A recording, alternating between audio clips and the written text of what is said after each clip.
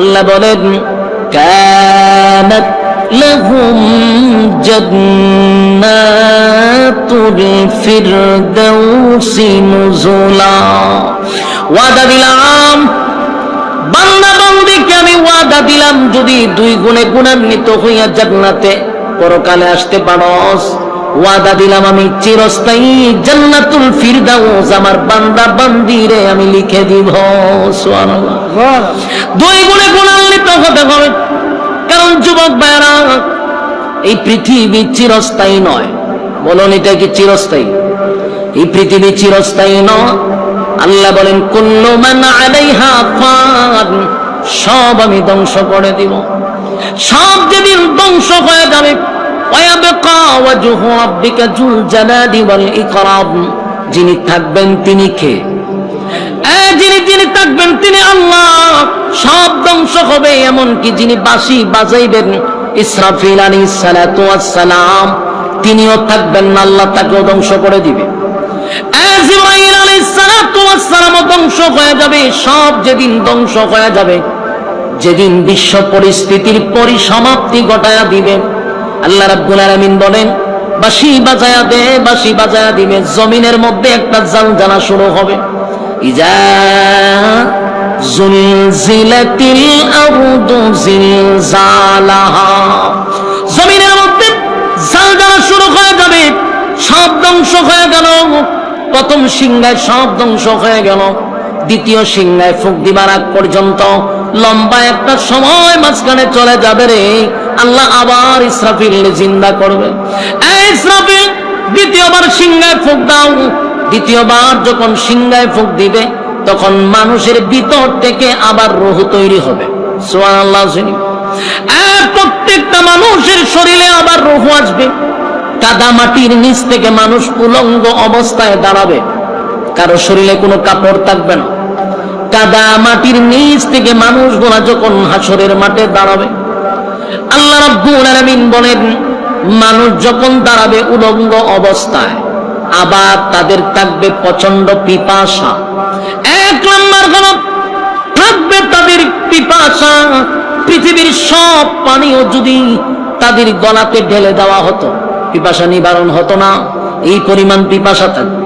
তখন মানুষ যে হাসরের মাঠে ডুববে, ওই হাসরের মাঠে ঢুকার আগে একটা জায়গার নাম হলো হাউজে কাউসার, যেখানে আমার নবী হাউজে কাউসারের সামনে দাঁড়ায় থাকে। যারা হাসরের মাঠে ডুববে, নবীর হাতের 1 পেয়ালা পানি পান করে তারপরে হাসরের মাঠে ডুববে। সুবহানাল্লাহ। 1 পেয়ালা পানি যদি কেউ পান করতে পারে, নবীর বরকতি হাতের পানি যদি 1 পেয়ালা কেউ পান করতে পারে, 50,000 বছরের ভিতরেও কোনদিন বান্দা বান্দির পানির পিপাসা লাগবে না। 1 পেয়ালা পানি যদি পান করতে পারে, কিন্তু আফসোসের ব্যাপার হলো এই হাউজে কাউসারের পানি সবাই পান করতে পারবে না। সবাই পান করতে পারবে না, কারণ মানুষ দলে দলে দলে দলে দলে দলে হাসরের মাঠের দিকে যখন উলঙ্গ অবস্থায় যাইতে থাকবে, আল্লাহর নবী বলবেন আমি তাকায়া দেখব দলে দলে দলে দলে আমার উম্মতরা আসতেছে পানি পান করার জন্য। কিন্তু যখন তারা কাছাকাছি চলে আসছে, আমি নবী তাদেরকে আর দেখব না, তারাও আমারে দেখবে না। বিষয়টা কি বুঝতেছেন? আল্লাহর নবী বলেন আমি দেখলাম কোটি কোটি উম্মতেরা পানির পিপাসা জিহ্বা বাহির করে দিছে।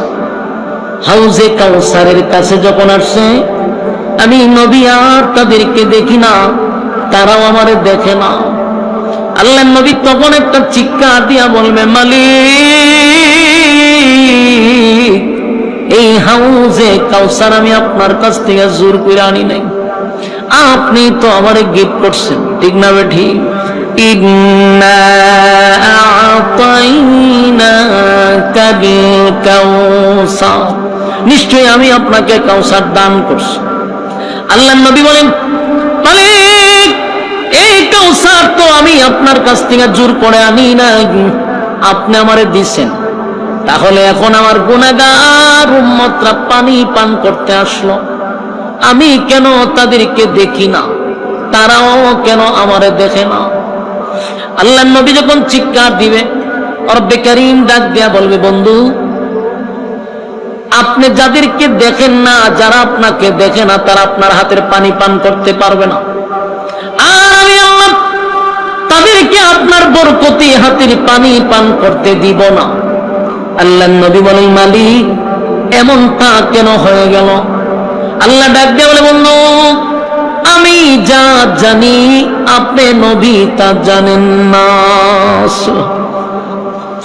বলুন, আল্লাহ যা জানে নবী কি তা জানে? জানে না। আল্লাহ তখন ডাক দেওয়া হয়, বন্ধু যাদেরকে আপনি দেখেন না, যারা পানি পান করতে এসে আপনার সামনে অদৃশ্য হয়ে যায়, এক নম্বর কারণ হলো আপনার মাঝখানে আর আপনার উম্মতের মাঝখানে আমি একটা পর্দা ফালাইয়া দিছি। যে পর্দার কারণে আপনি তাদেরকে দেখেন না, তারা কলিজা পাটা পিপাসা লইয়া হাসরের মাঠে ঢুকবে। হাসরের মাঠে ঢুকার কারণে কলিজা পাটা পিপাসা লইয়া ঢুকবে নবীজি, কারণ তারা দুনিয়াতে আপনার রেখে যাওয়া ইসলাম পালন করে নাই, তারা আপনার মন গড়া ইসলাম পালন করছে। যতই তাদেরকে বোঝানো হইতো যে কোরআনে নাই, হাদিসে নাই, কোথায় পাইলা? অনেক মানুষ দুনিয়াতে দেখবেন যদি বলিটা কোরআনেও নাই, হাদিসেও নাই, আপনি পাইলেন কই? কয় বাপ দাদা হইয়া গেছে। কে হয়ে গেছে? বাপ দাদার দোহাই দিয়ে ইসলাম চালায়া দেয়। আল্লাহ নবীর বরকতি হাতের পানি তারা পান করতে পারবে না। কথা কি বুঝতে চান? একদম মানুষ পানি পান না করে যখন হাসরের মাঠে যাবে, ভয়াবহ পরিস্থিতি হবে হাসরের মাঠে। আল্লাহ নবী বলেন, তিনটা মুহূর্ত হবে হাসরের মাঠে অত্যন্ত ভয়ানক। কয়টা মুহূর্ত? তিনটা মুহূর্ত হবে হাসরের মাঠে অত্যন্ত ভয়ানক। একটা হলো আমলনামা ডান হাতে না বাম হাতে, এই সময়টাতে মানুষ সবচেয়ে বেশি আতঙ্কে থাকবে। দুই নম্বর হলো মিজানের পাল্লায় মানুষ আতঙ্কে থাকবে, আমলনামা কি ভারী হয় না হালকা হয়, এই চিন্তায় মানুষ অস্থির থাকবে। তিন নাম্বার হলো ফুলসিরাতের ফুলের মাঝখানে, ফুলসিরাতের ফুলের কিনারায় মানুষ সবচেয়ে বেশি চিন্তিত থাকবে, কারণ এই ব্রিজে ওঠার পরে যদি নিচে পড়ে যায়, ইন্না জাহান্নামা কানাত মিরসাদা, নিচে জাহান্নাম ওত পেতে বসা। কথা কি বুঝতেছেন আমার যুবক ভাইরা? জাহান্নামের মধ্যে তিনটা, এই পরকালে তিনটা সময় হবে অত্যন্ত ভয়ানক, কারণ এই জায়গার মধ্যে আল্লাহ একটা দলকে বিনা হিসাবে জান্নাত দিবে। সুবহানাল্লাহ। ইল্লা আসহাবাল ইয়ামিন,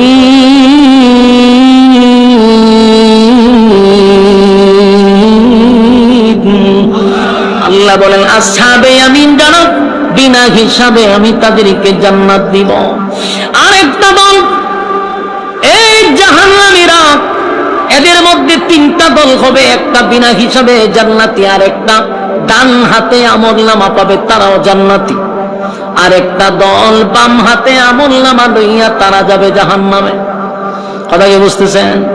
এক দল গেল জান্নাতে, দুই দল গেল জান্নাতে, আর এক দল গেল জাহান্নামে। জান্নাতীরা জান্নাতে গেল, আর ডান হাতে যারা আমলনামা পাইছে এরা খুশিতে লাফাইতে থাকে। আল্লাহ জিগায়, এত খুশি খা তোমালিক, ডান হাতে যা আমলনামা হয়েছে, ডান হাতে আমলনামা পাইয়া খুশিতে তারা আনন্দে নাচতে থাকবে, আর বলবে আমরা জান্নাত পাইছি, এই জন্য আমরা এত খুশি। সুবহানাল্লাহ। আল্লাহ কয়, বান্দারে এখনো জান্নাতের ভিতরে ঢুকস, আমি আল্লাহ ওয়াদা দিছিলাম, কানাত লাহুম জান্নাতুল ফিরদাউসি নুজুলা, আমি জান্নাতুল ফিরদাউস তোদেরকে দান করব। আজকে আমি ওয়াদা করছিলাম যে আমি ওয়াদা রক্ষা করছি, চিরস্থায়ী জান্নাতুল ফিরদাউস আমি তোদেরকে দান করে দিলাম। সুবহান।